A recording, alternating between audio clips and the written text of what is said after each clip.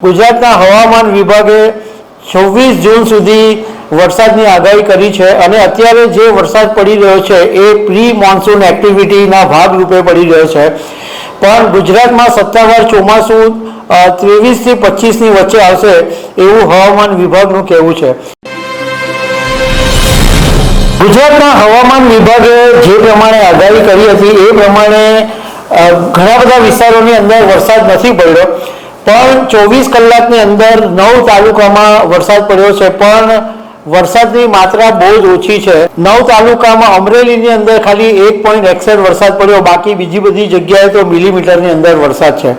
પરંતુ ગુજરાતના હવામાન વિભાગે 26 જૂન સુધી વરસાદની આગાહી કરી છે અને અત્યારે જે વરસાદ પડી રહ્યો છે એ પ્રી મોન્સૂન એક્ટિવિટીના ભાગરૂપે પડી રહ્યો છે, પણ ગુજરાતમાં સત્તાવાર ચોમાસું 23 થી 25ની વચ્ચે આવશે એવું હવામાન વિભાગનું કહેવું છે।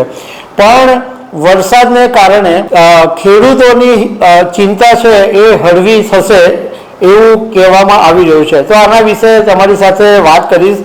મારું નામ રાજેશ શાહ છે અને તમે જોઈ રહ્યા છો ગુજરાતના સૌથી મોટા ડિજિટલ પ્લેટફોર્મ ખબર છે.com। ગુજરાતના હવામાન વિભાગે 20 જૂનથી 26 જૂન સુધી વરસાદની આગાહી કરેલી છે। એમાં 24 કલાકની અંદર અમરેલીમાં 1.61 ઇંચ વરસાદ પડ્યો। એ સિવાય સુરેન્દ્રનગર, રાજકોટ, અમદાવાદ, નવસારી, સુરત જિલ્લાના અંબિકા આ બધામાં બહુ જ સામાન્ય એટલે હળવો કહી શકાય એવો વરસાદ પડ્યો છે। હવામાન વિભાગે કીધું છે કે દક્ષિણ પશ્ચિમ ચોમાસું છે એ આગળ વધી રહ્યું છે અને ચોમાસાની ઉત્તરીય સીમા છે એ હાલ હરિનોઈ, સોલાપુર, હૈદરાબાદ, ભદ્રાચલમ, રાંચી અને મુઝફ્ફર પરથી પસાર થઈ રહી છે।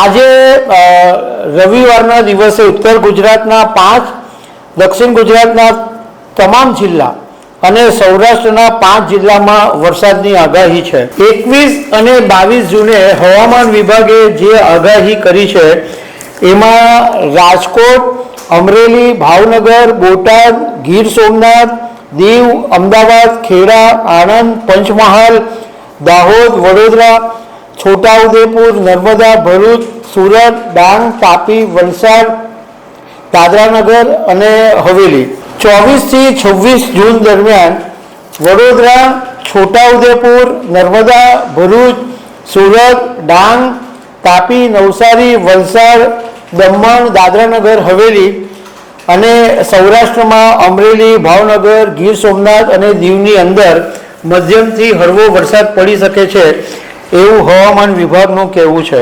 ગુજરાતના હવામાનના જાણકાર અંબાલાલભાઈ પટેલે એવું કીધું છે કે 28 જૂન પછી ઉત્તર અને મધ્ય ગુજરાતની અંદર ધમાકેદાર વરસાદ શરૂ થશે અને જો આ આગાહી સાચી પડે તો ખેડૂતો માટે વાવણી લાયક વરસાદ પડી શકે અને અનેક નદી નાળા પણ છલકાઈ શકે છે। આ વખતે ગુજરાતની અંદર ચોમાસાનો જે નિયત સમય હોય છે જૂન 15ની આજુબાજુનો, એટલે જૂનના બીજા સપ્તાહની અંદર સામાન્ય રીતે વરસાદ પડે, પરંતુ અત્યારે વરસાદ ખેંચાઈ ગયો છે અને હવે 23 થી 25 સુધીમાં સત્તાવાર ચોમાસું આવે એવી શક્યતા હવામાન વિભાગે રજૂ કરી છે।